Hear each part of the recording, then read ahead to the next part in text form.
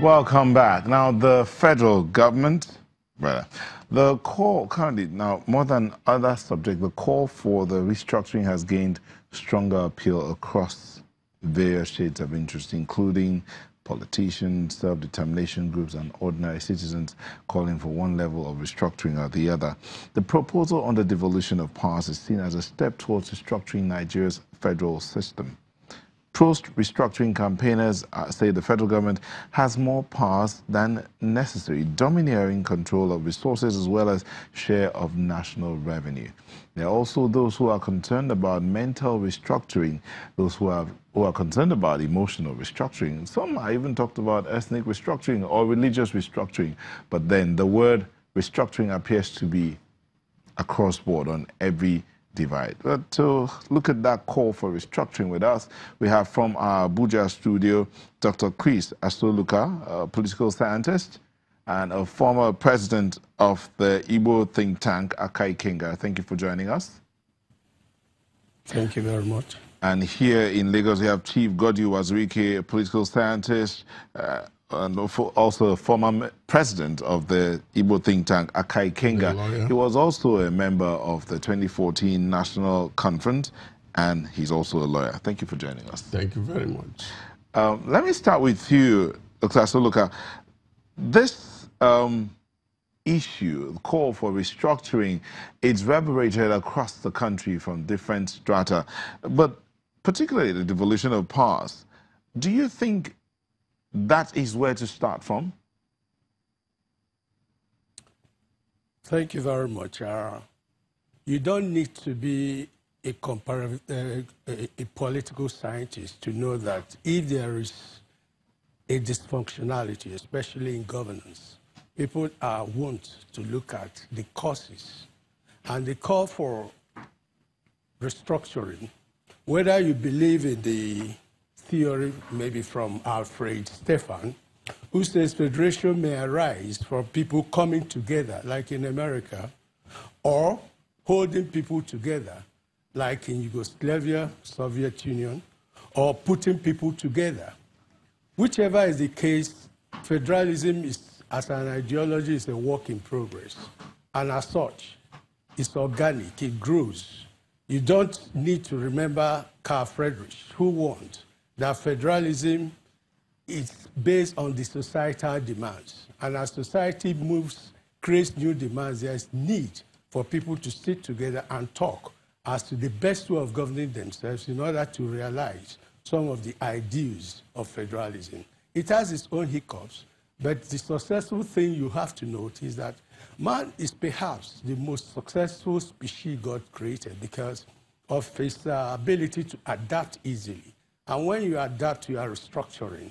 And having a federal structure, from time to time, some demands could arise which were not contemplated, or some feelings of imbalance, inequity, injustice, or some feeling of I'm not getting what I should get, or people will say that I'm not optimizing, that my potential is not fully made use of. And federalism should be in a position as a work in progress to serve the best for every federating unit. It's not to put any unit down, but it's to get the best from every unit. So I think the suspicion in Nigeria where it's become controversial is what I regard as the rhetoric of restructuring, which is this kind of us versus them, which is very unfortunate. But in terms of whether you are a student of Riker, you see that Riker argues that federalism is a kind of bargaining amongst groups or ethnic entities, and it's an ongoing thing, whether you use game theory or some form of bargaining or not. But the important thing is, whenever agitation comes, it means that there is need to take another look as to the structures of governance and to say, are we optimizing? Are we getting the best we can get? Is every zone fully, involved to add the best value it can to the federal system? Okay. Thank you very much, Dr. Asoluka. Chief Wazirike, this back and forth, he's talked about the different perspectives that different people look at it. Why do you think it's so strong? Is it because of the political side, the religious, or the ethnic side? How is it that nobody's looking at the bigger picture of a better nation after restructuring? Well, those who are opposed to federalism are more interested in this picture you said, which is the bigger picture. In other words, they hoodwink us into thinking that if we go for federalism, we'll not get the best. I beg to disagree with them. Federalism means from each person, each and every one of us, from the various units, will get the best and move towards the betterment of the nation. But as it is today, on religious grounds, somebody will only look at people, oh, he's a Christian, therefore he's the best. He's a Muslim, therefore he's the best. He's my tribesman, therefore he's the best. This is the danger in authoritarianism, which is the opposite of federalism. In a federal structure, and the Constitution is very clear, the president, the governors, they must reflect the federal nature. In other words, I say, look at the big picture, make sure that everybody is on board. If, for instance, you are employing people, let me give you an example. In EFCC, and all the people we can think of that are good are from Northwest. That's not practice of federalism. If you are thinking of the best in this small unit, you say, okay, only those who speak my language or those who are of the same religion with me, that's not federalism. That is clannishness. And clannishness has nothing to do in federalism. Let me put it bluntly. The National Assembly reflects the federal nature. And everybody who is there says, I am this representing this constituency. That is federalism. And when you are drawing up a budget and the budget does not reflect the federation. So, Chief Wazirike, I asked you a question earlier about the lack of vision driving this conversations from left, right, from all strata, people clamoring for different phases of restructuring. What exactly are those things that we should be looking at restructuring if we must restructure? Now, look at the president of Nigeria. He sits in Abuja.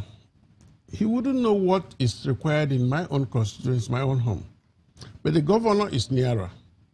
So when you have a ministry that is engaged in borehole drilling all the way from Abuja, you are overburdening the presidency. In other words, the center should have control of Ministry of Defense, stamps, stamp duties, foreign affairs, central bank,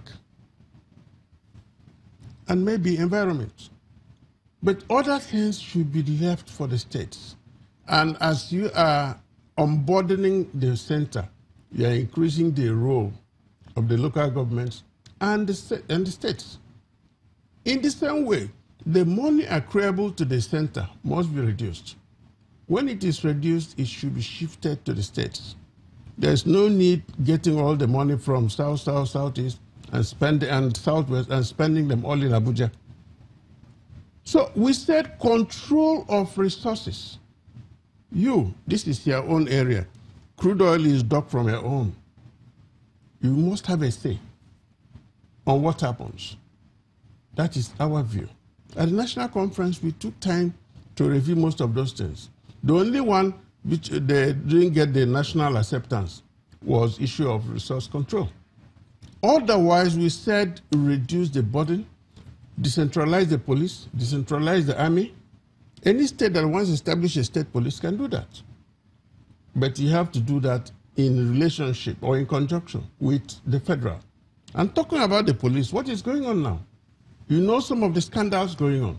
So it is only if you know the police at the center, then you can do anything you like in the states.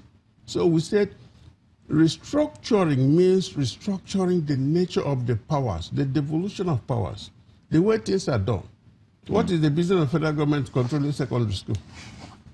Dr. Seluka, we'll take a moment. When we come back, I want to ask you about this notion that many times in Nigeria, the biggest problem is the dream of Nigeria, or how do I put it, the national vision clashing with the personal vision of the leaders, whether at the national, at the state, or at the local government level. That's why there's that difficulty. And if the federal government will not even structure, is it wrong for the state government to even begin to restructure within themselves if the federal government is not ready to restructure? These are some of the things I'm hoping that we'll be able to look at and draw some answers from you and Chief Wazirike when we come back from this break.